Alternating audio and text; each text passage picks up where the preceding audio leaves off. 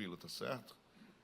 Evangelho segundo escreveu São Mateus, capítulo 15, versículos 21 a 28. E partindo Jesus dali, foi para as partes de Tiro e de Sidom. E eis que uma mulher cananeia, que saíra daquelas cercanias, clamou dizendo: Senhor, filho de Davi, tem misericórdia de mim, que minha filha está miseravelmente endemoniada. Mas ele não lhe respondeu palavra.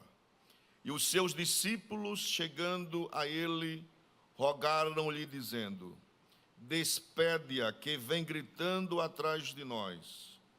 E ele respondendo disse: Eu não fui enviado senão as ovelhas perdidas da casa de Israel.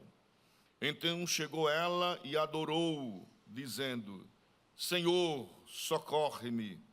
Ele, porém, respondendo, disse: Não é bom pegar no pão dos filhos e deitá-los aos cachorrinhos.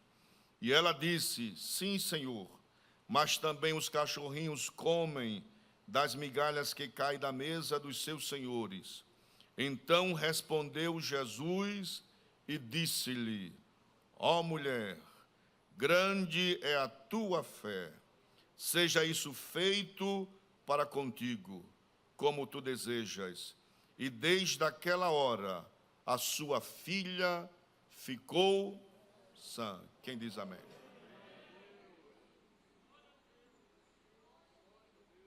Amém. Pastor Cláudio ficou em pé aí? Eu estava só dando rabichola de olho aqui, vendo ele em pé aqui. Pensei que ele estava com incensário, só.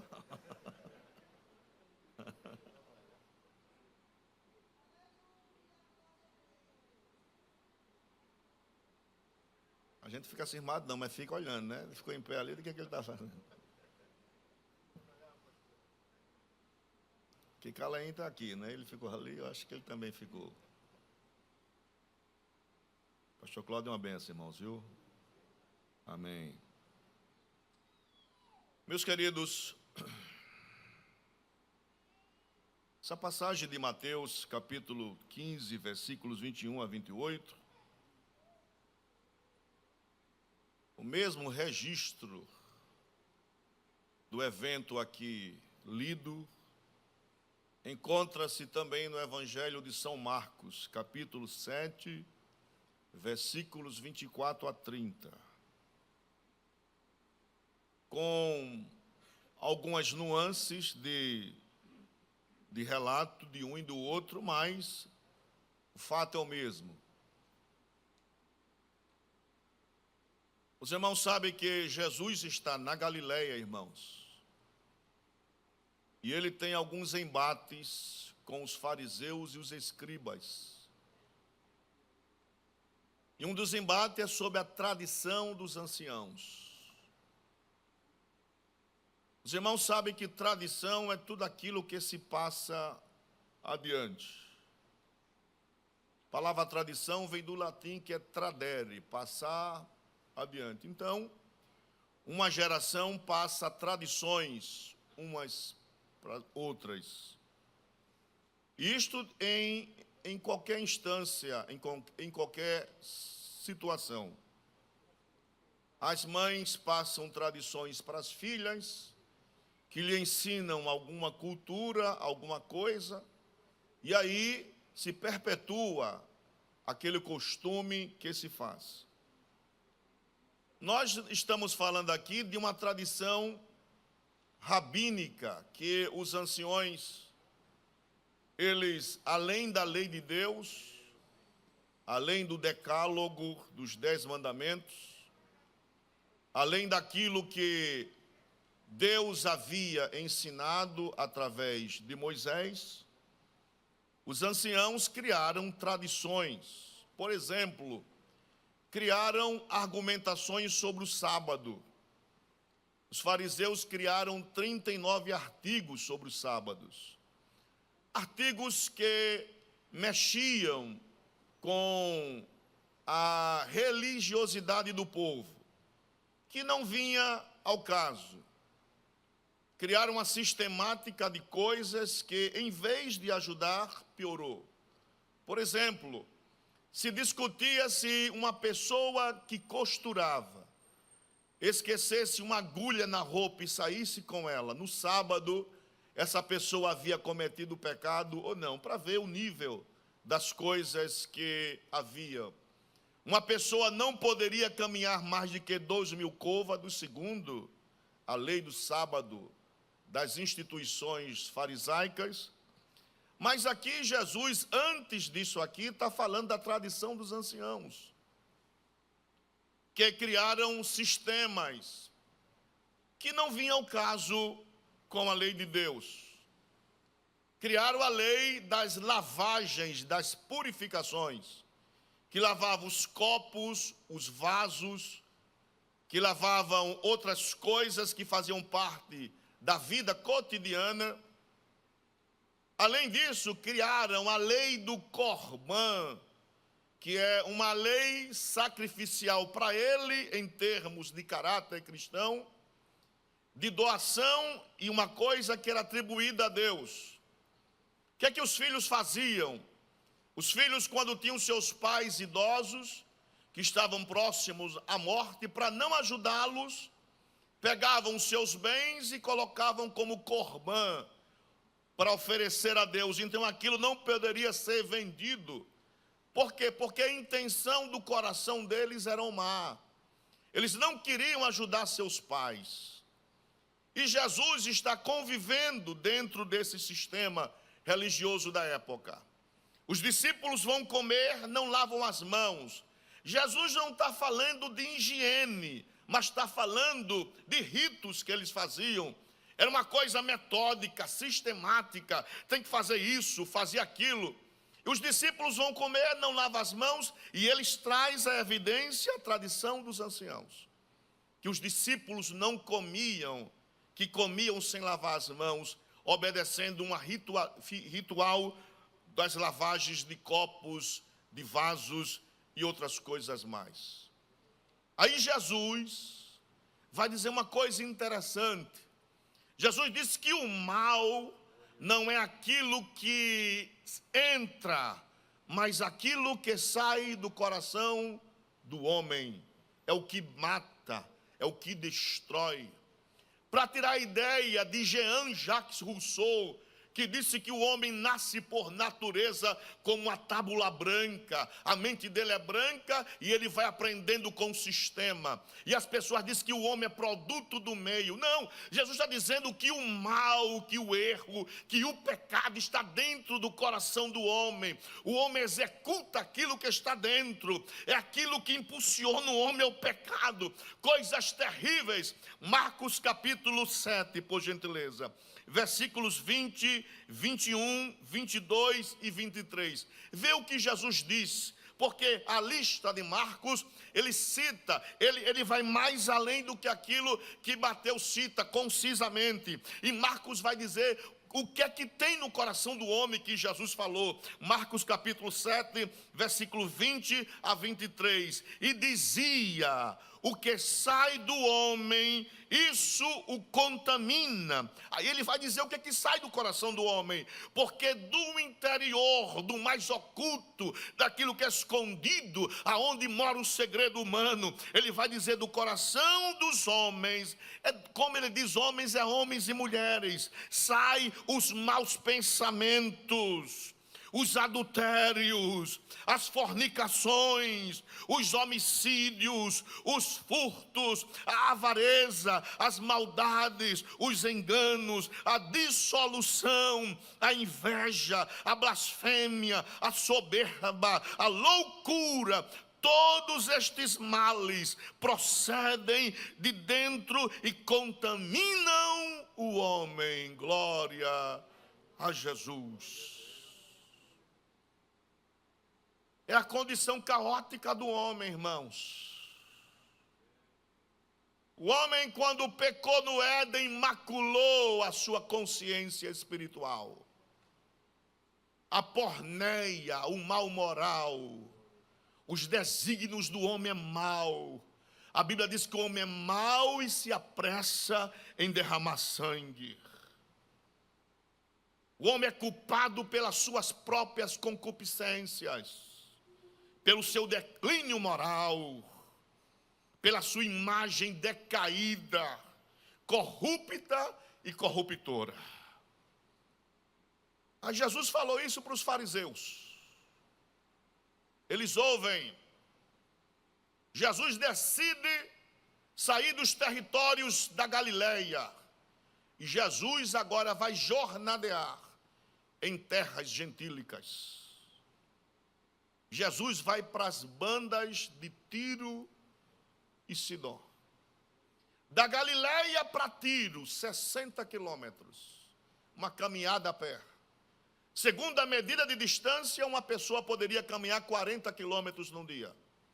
Então Jesus vai numa caminhada pausada, visitando uma coisa ou outra. Ele vai 60 quilômetros, vamos dizer assim, um dia e meio de caminhada. De Tiro para Sidom, mais 42 quilômetros. Jesus vai sair das terras e vai visitar agora o povo gentil de Tiro e Sidom. Marcos diz que Jesus está para descansar um pouco, mas a fama de Jesus já havia se espalhado na região. E quando Jesus chegava, a multidão chegava junto de Jesus. Ninguém consegue se esconder de Jesus. Ninguém consegue ofuscar o trabalhar de Jesus. Aonde Jesus está, as multidões afluem para ouvir Jesus.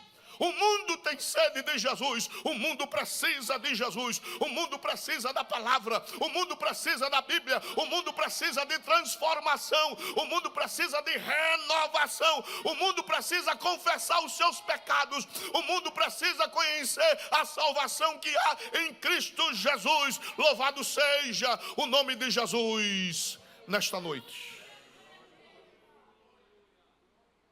Ele não consegue se esconder.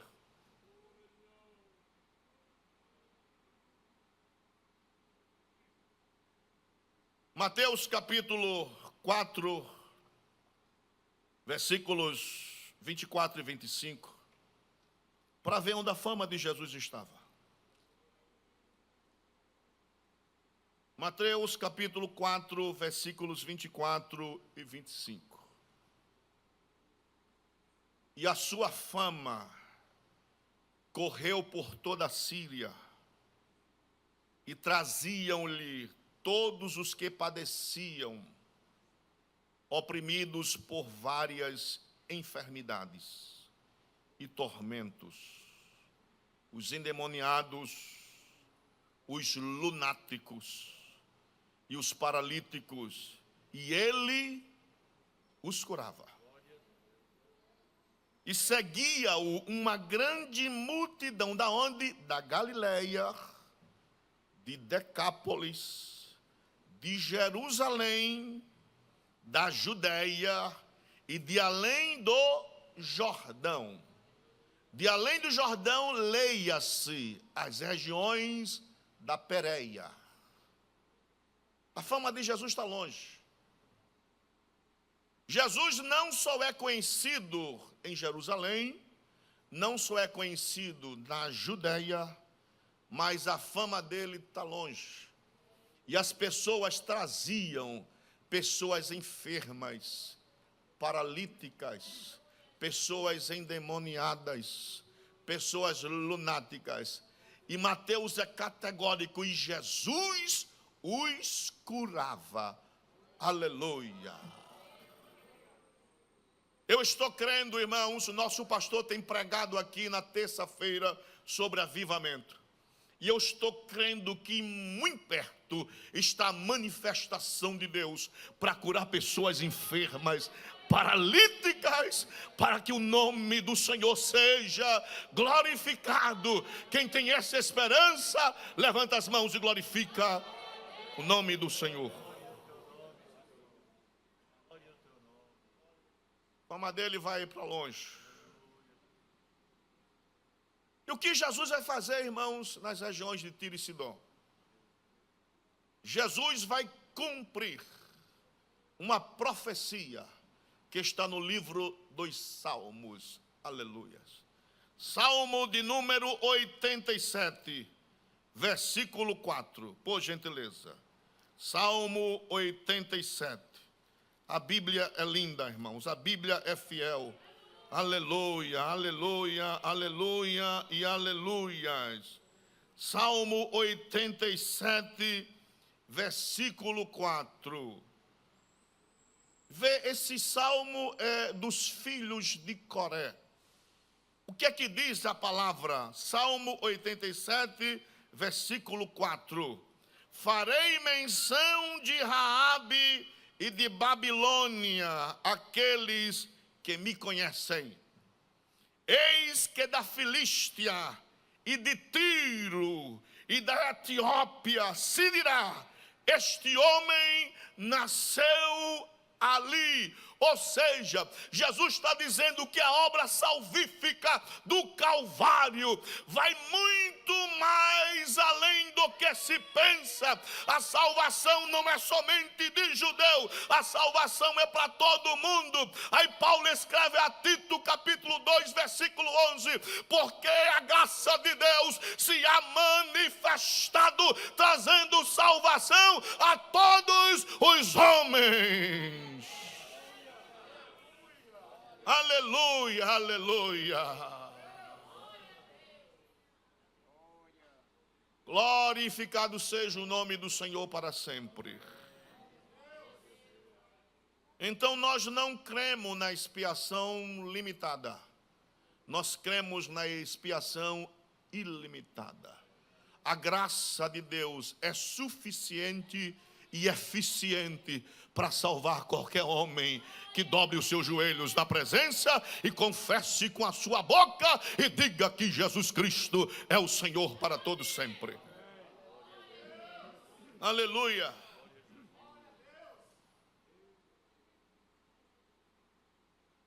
Mateus chama a mulher de Cananeia.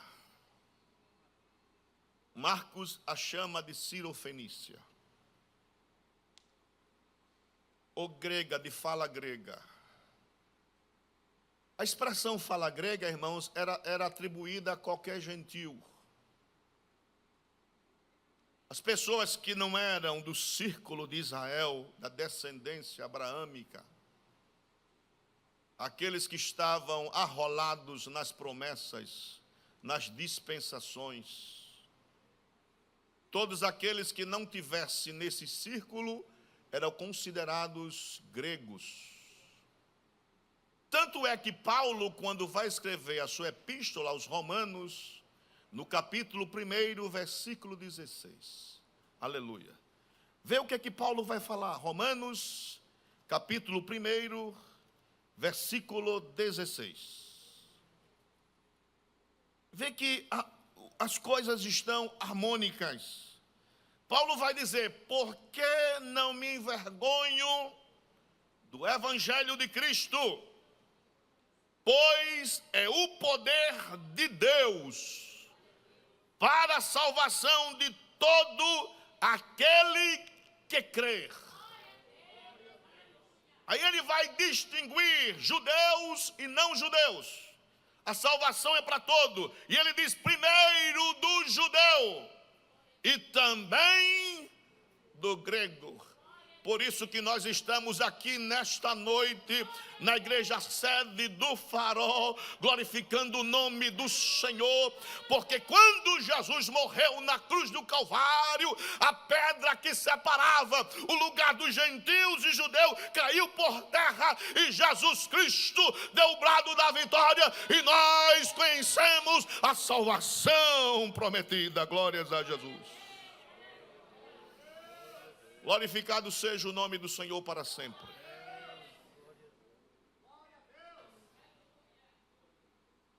Então a mulher é gentílica.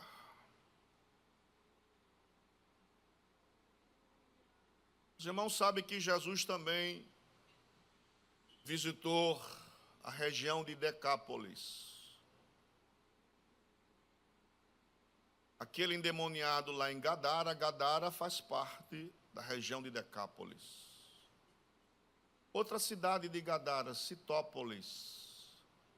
Então são 10 regiões, não era uma confederação, mas cultura. Ali em Decápolis habitava nabateus, habitava judeus, gregos, nessas regiões. Regiões de cunho gentílico. As regiões de Tiro e Sidom também são terras gentílicas. Jesus sai, vai jornadear levando salvação para os gentios. Vê que as coisas vão se casando. Jesus fala de uma tradição de anciãos que deviam lavar copos, vasilhas, pratos, porque eles queriam se purificar de contaminação, principalmente quando alguém ia para o mercado e voltava, para não ter contato com o gentil, eles se banhavam para ficarem puros, para poder realizar algumas coisas. Jesus falou da contaminação do homem, que é uma contaminação por causa do pecado. O homem se queixa dos seus próprios pecados. O pecado é do homem, faz parte da natureza moral do homem, o erro. E eu já falei aqui algumas palavras que vão trazer a significação do pecado. Os judeus tinham pecado com a palavra chatá. Chatá, ratá.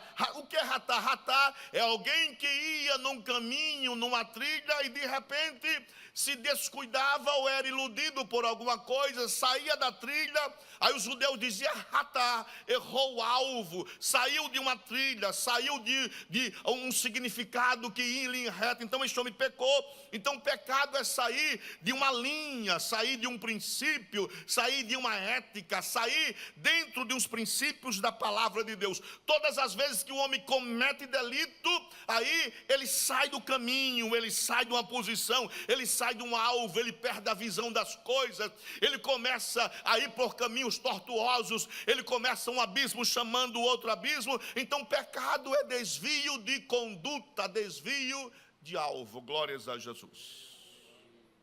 A mulher precisa de salvação. Jesus vai para lá para descansar. Mas as pessoas ouvindo e vendo as multidões se agregam a Jesus. E no meio da multidão vem uma mulher que está com a filha endemoniada. Mas ela sabe, ela conhece a fama do Nazareno. Ela sabe que ele tem poder para repreender enfermidade. Ela sabe que ele tem poder para repreender demônios. Ele sabe que ela tem poder para levantar paralíticos. E a única solução que ela tem é correr aos pés de Jesus. Mas qual é a intenção dela? É de adorá-lo, é de reconhecê-lo. Ela sabe que o filho de Davi é título messiânico. E ela vai chegar como uma verdadeira adoradora. E ela corre. E a Bíblia diz: e eis que uma mulher cananeia, que saíra daquelas cercanias das regiões entre Tiro e Sidom. Clamar aqui é gritar, é suplicar, é a voz de uma mãe aflita, de uma mãe que quer resposta, de uma mãe que quer ouvir uma palavra de sossego, de uma mãe que quer solução para o problema, de uma mãe que quer resposta para a situação, de uma mãe que tem prazer na filha e que ama a filha. Ela vai lá disposta. Eu creio que no coração dela tem intenção: eu vou buscar resposta, porque as notícias têm chegado até aqui, que ele cura, que ele salva, que ele liberta. Então a minha única solução está nas mãos de Jesus.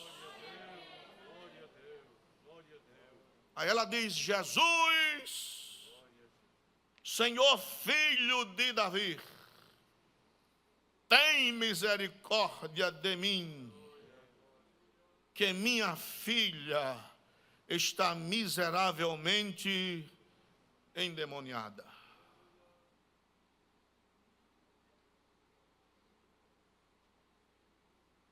No versículo 23,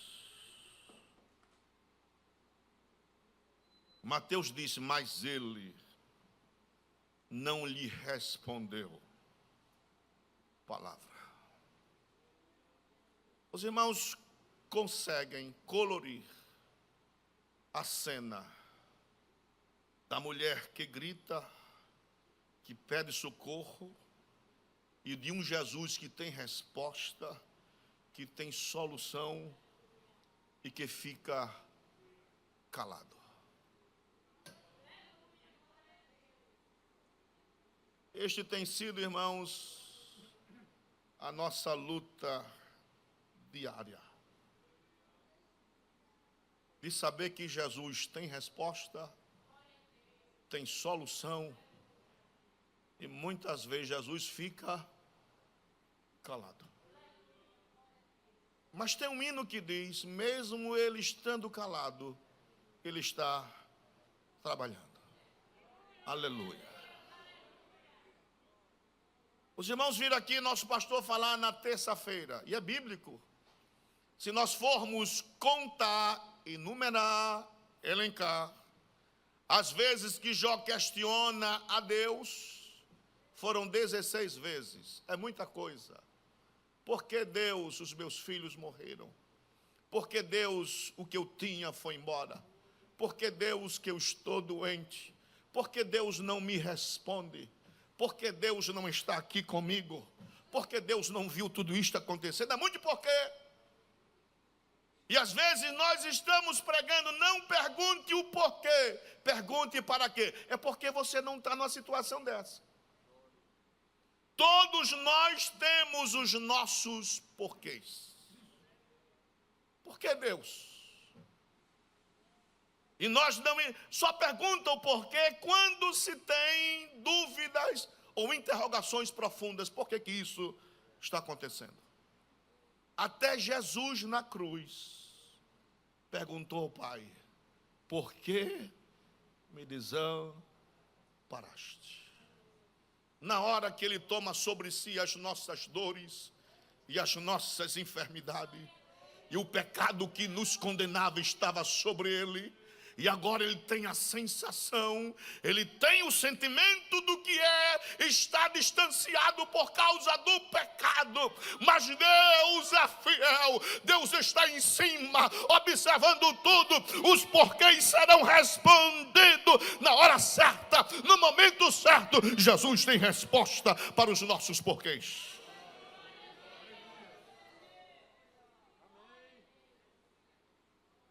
Aleluia.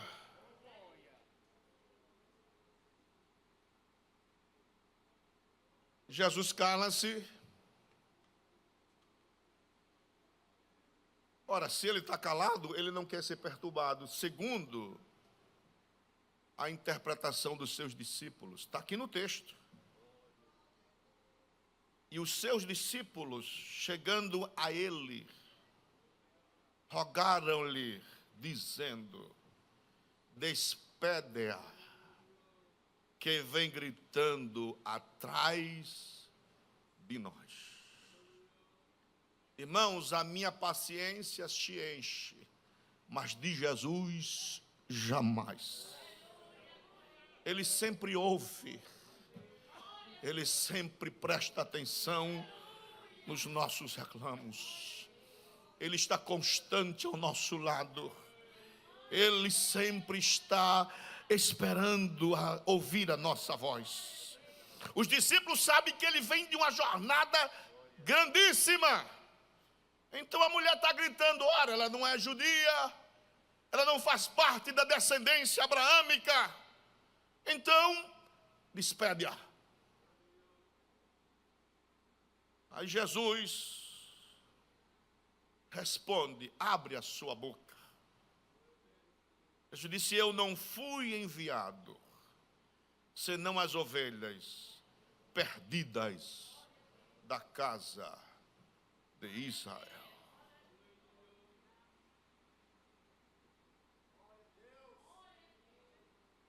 A mulher ouve isso aí. A mulher entende o que Jesus está falando. Mas a mulher entende que Jesus pode quebrar os paradigmas. os conceitos. Jesus pode ir além dos limites. É por isso que nós confiamos em Jesus. Quando as coisas dizem não, só Jesus para quebrar o não e ir além do não, só Ele. Só Jesus, Ele pode ir além da esperança. Só Jesus, Ele pode ir além dos limites. E nesta noite há uma palavra profética para você. Os limites serão quebrados e Jesus dará cabo deste negócio. Que Jesus poderoso, que Jesus maravilhoso, que Jesus fiel. Nós temos que levantar as mãos e glorificar o nome dEle, porque Ele é Senhor, Ele é poderoso, Ele é Rei, Ele é exaltado, aleluia. Só Jesus. Aleluia.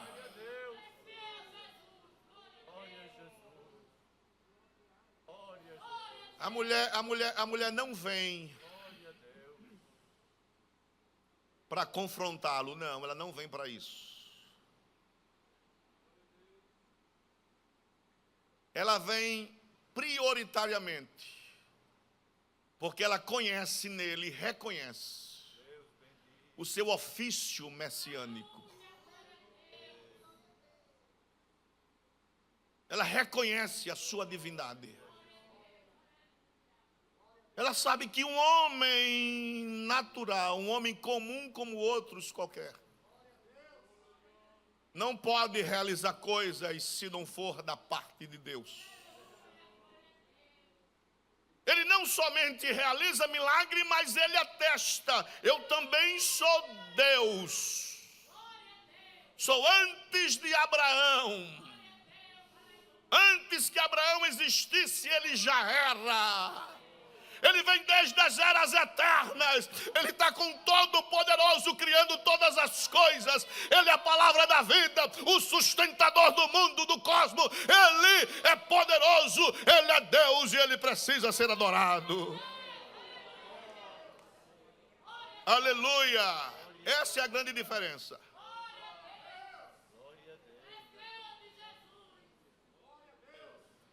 A gente não vem para o culto para receber, para depois adorá-lo. Nós estamos aqui para adorá-lo. E quando nós adoramos a Ele, aí Ele se manifesta em nosso meio. Há um hino antigo que dizia: quando o povo do Senhor adora a Deus, sucede coisa, sucede coisa, sucede coisa. Deus está esperando verdadeiros adoradores, que não somente estão atrás de uma resposta ou de uma vitória. Está aqui porque reconhece que Ele é soberano, aleluia, que Ele age, que Ele trabalha, que Ele liberta, que Ele transforma, que Ele esmiuça a penha.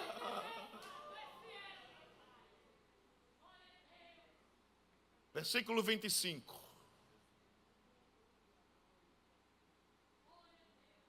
Então chegou ela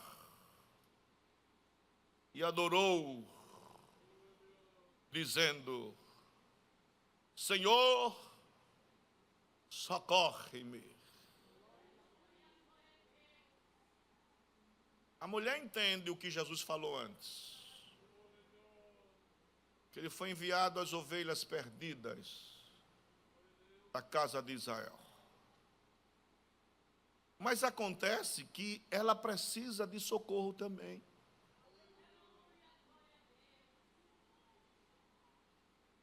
Como ela precisa de socorro, ela está dizendo: eu não posso estar no meio, eu não sou do meio dos judeus, mas a única coisa que nos torna iguais é se eu adorar. Aí eu adorando, a etnia não importa, não importa a cor, não importa limites, não importa nada. É o que Jesus falou para a mulher samaritana. Deus está procurando os verdadeiros adoradores, que adorem o Pai em espírito e em verdade.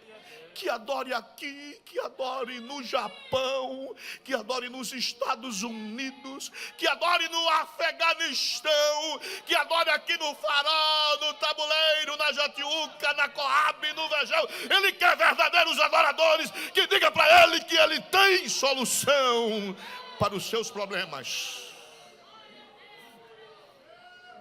Adoradores.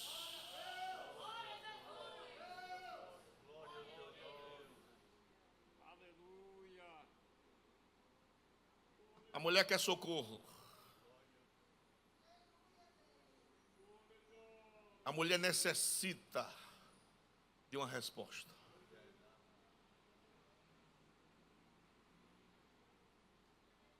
Versículo 26. Ele, porém, respondendo, disse: não é bom pegar do pão dos filhos e deitá-los aos cachorrinhos. Aí há um embate nessas coisas. Jesus está detratando a mulher. Por quê? Porque para nós isso é muito forte. Quando Alexandre o Grande dominou a cidade de Tiro, ele construiu uma fortaleza lá. Embelezou a cidade.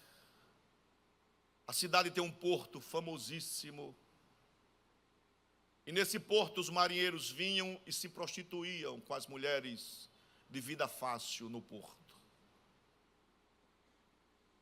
Mas Tiro está arrolado na promessa, segundo o Salmo 87, versículo 4. Essas cercanias vai de Tiro a Sidom. Sidom é a terra. Primeiro livro dos Reis, capítulo 16, a terra de Jezabel, filha de Etibaal. Então a história está vívida na mente dos judeus. Para qualquer judeu, quem fosse dessa área era tido como cachorro desprezível. Por que cachorro? Porque cachorro tem uma vida que vive perambulando pelas ruas. Cachorro tem uma função, ele come a comida, depois regurgita tudo e come novamente.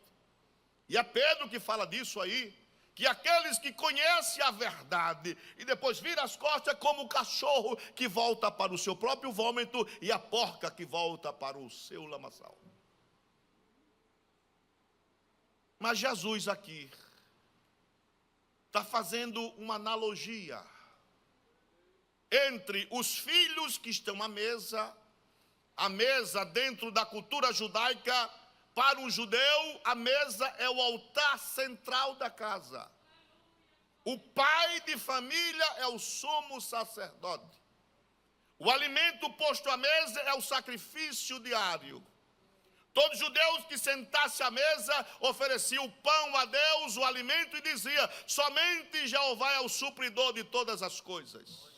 A mesa, por isso que nós oramos quando vamos comer, agradecendo a Deus pelo fruto do nosso trabalho, pela saúde que Deus nos deu e pela condição de trazer o pão sobre a mesa. Então agradeça a Deus pelo alimento que você comeu, agradeça a Deus pela comida posta à mesa. Muitas pessoas estão morrendo de fome agora. Se você comeu hoje, ou muito ou pouco, agradeça a Deus, porque é Ele que é o sustentador da vida.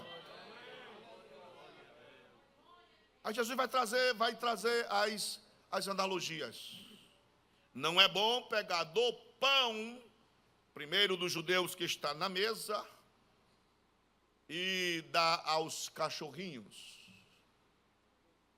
Eu sei que hoje talvez não se faça muito isso, mas no passado, as pessoas que criavam cachorrinhos de estimação, quando sentavam à mesa, a cultura, infelizmente, destruiu a família até na mesa, irmãos. A mesa é o centro gestor da casa, onde o pai sentava com a mãe e tratava de vários assuntos ali. Do que fez, do que não fez, do que falta. O pai e a mãe aproveitavam a circunstância para tratar de finanças, para tratar do colégio dos filhos, para tratar de obras futuras, na mesa.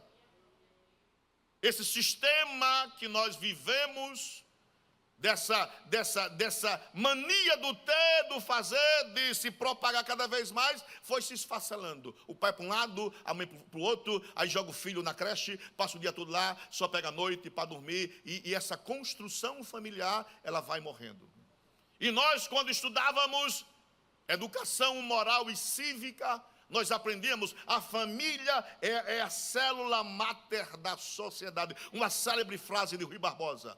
É a família. Uma família bem estruturada é uma igreja bem estruturada. Uma família bem montada é uma igreja que cresce cada vez mais. E quer acabar com a família, quer acabar com a concepção de casamento. Mas o nome de Jesus está acima de todas as coisas. A Ele seja dada a honra. A vitória é nossa, em nome de Jesus Cristo. Então quem comia à mesa pegava migalhas, pedaço de carne e de pão e jogava aos cachorrinhos. E os cachorrinhos vinham, se entrelaçavam nas pernas, fazia carinho, pedindo mais, gruíam para pedir mais comida. E as pessoas davam comida aos cachorrinhos. Jesus está dizendo, olha, a mesa é dos judeus, o pão está aqui. Mas lá embaixo, os cachorrinhos de estimação estão pedindo alguma coisa. Aleluia. Nós vivíamos no lamaçal do pecado. Nós resvalávamos muitas vezes. Muitas pessoas passavam a noite sem ir em casa. Famílias destruídas, filhos destruídos. Mas aprove a Deus pela loucura do Evangelho nos alcançar. E hoje nós temos vida e vida com abundância. Agradeça a Deus pela salvação e glorifique o nome do Senhor.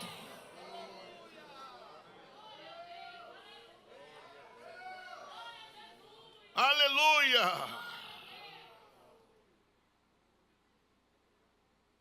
Jesus viu que a mulher o adora. E se ela adora, tem algo diferente no seu coração. Irmãos, quem adora verdadeiramente a Deus tem um coração transformado. Quem adora a Deus reconhece a soberania dEle.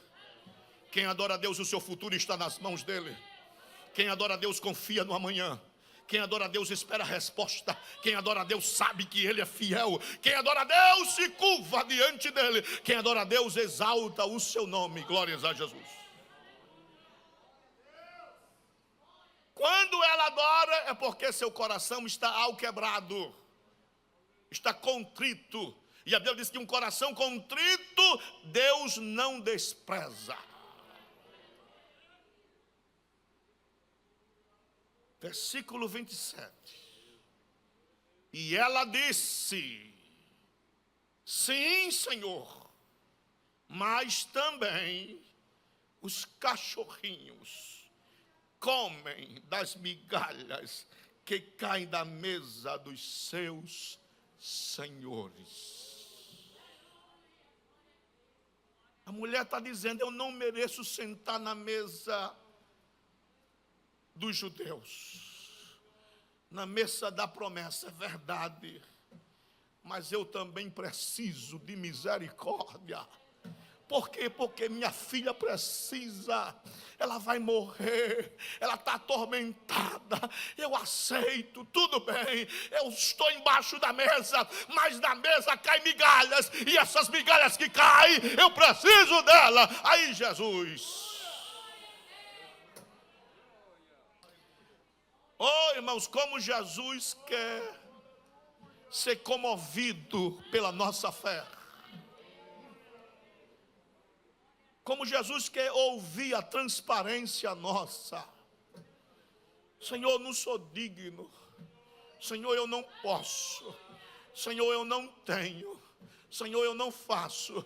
mas eu preciso de misericórdia. E uma coisa que Deus sabe dar, que Jesus sabe dar, é misericórdia. Se você precisa de misericórdia nesta noite, receba dele, porque ele é o Deus das misericórdias. O Jesus que estava calado, agora vai dizer uma coisa profunda. Versículo 28. Aleluia, aleluia. Cada vez que eu ouço a palavra, eu me quedo cada vez mais aos pés de Jesus. Porque Jesus é lindo, Jesus é fino. Aleluia, aleluia, aleluia.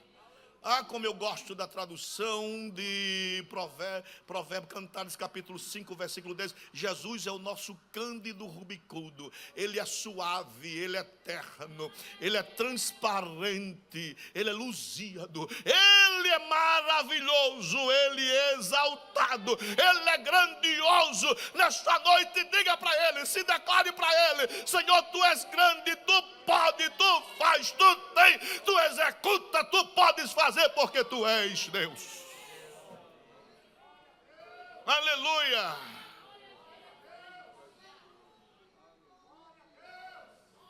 Versículo 28. Então respondeu Jesus e disse-lhe: ó mulher, grande é a tua fé. Oh, que coisa gloriosa! Que fé grande, irmãos.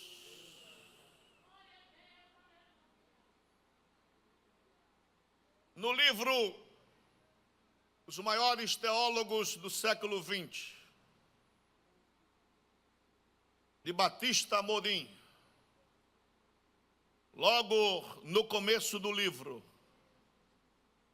há uma frase célebre de Søren Kierkegaard sobre fé.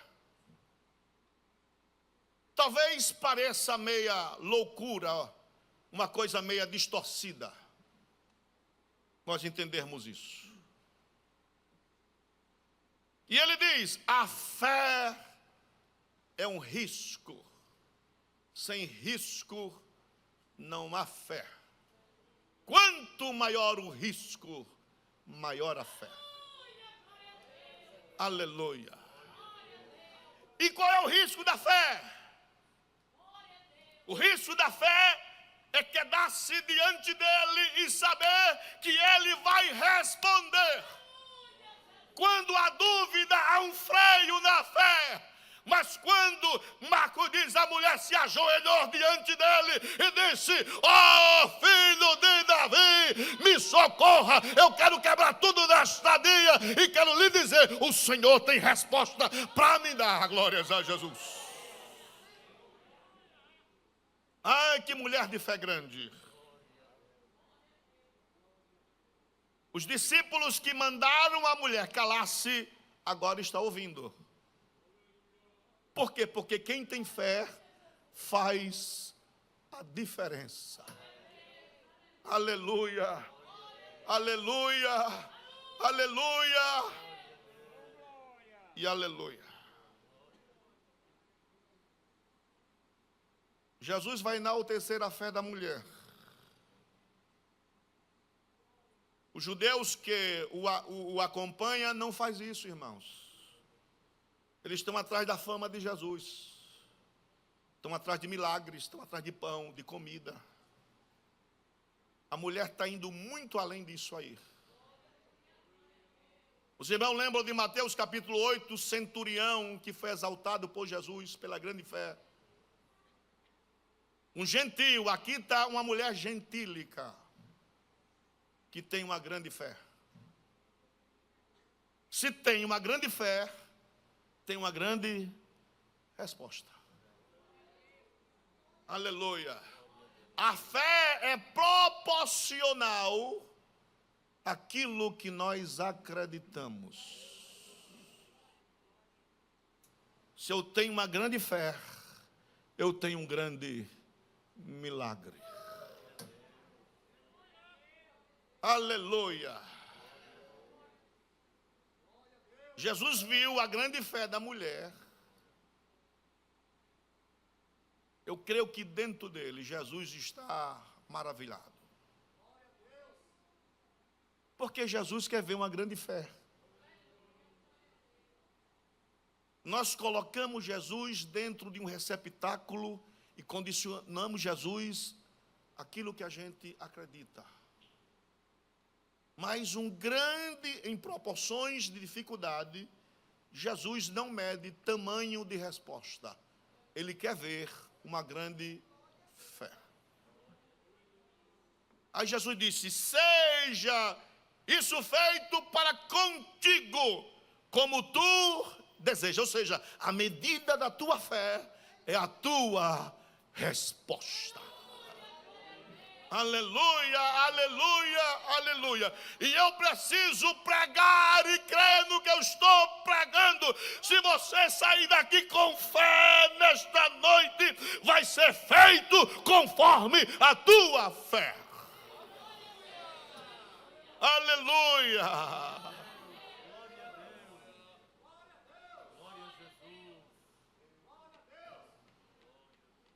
Aí Mateus vai desfechar de forma apoteótica a circunstância. Ele vai dizer: e desde aquela hora, naquele instante, a sua filha ficou sã. Louvado seja o nome do eterno Jesus, para todo o sempre. Ao nome dele seja dada a honra, ao nome dele seja dada a glória, ao nome dele seja dado o louvor, ao nome dele seja dada a exaltação, ao nome dele seja dada a glória, ao nome dele seja dado o maior brado que você pode dar. Louvado seja o nome de Jesus. Ah, que Jesus maravilhoso. Ah, se nós adorássemos mais a Cristo.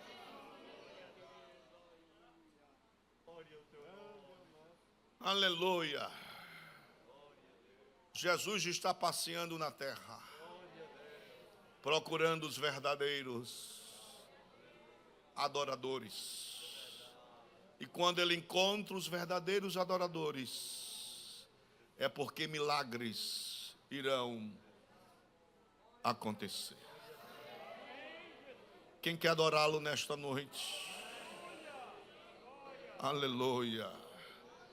Então, se você quer adorá-lo, é porque virá milagres.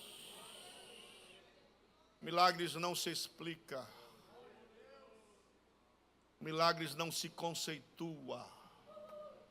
Milagres não se define. A relação direta e harmônica entre adorar a Jesus é o milagre que acontece.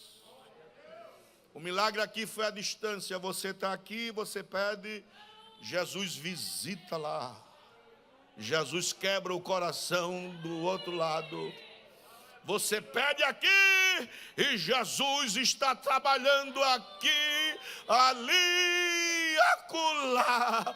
Você pede aqui e Jesus vai na tua frente, quebrando as barreiras, fazendo um milagre e o nome dele é glorificado. Você adora aqui e os céus mandam a resposta do trono da graça para aqui, para a terra. Você adora aqui e Deus lhe dá um sono tranquilo e você se acorda e diz: eu dormi, me levantei porque o Senhor me sustentou. Você adora e vai para casa glorificando a Ele. Fique de pé louvando o nome de Jesus.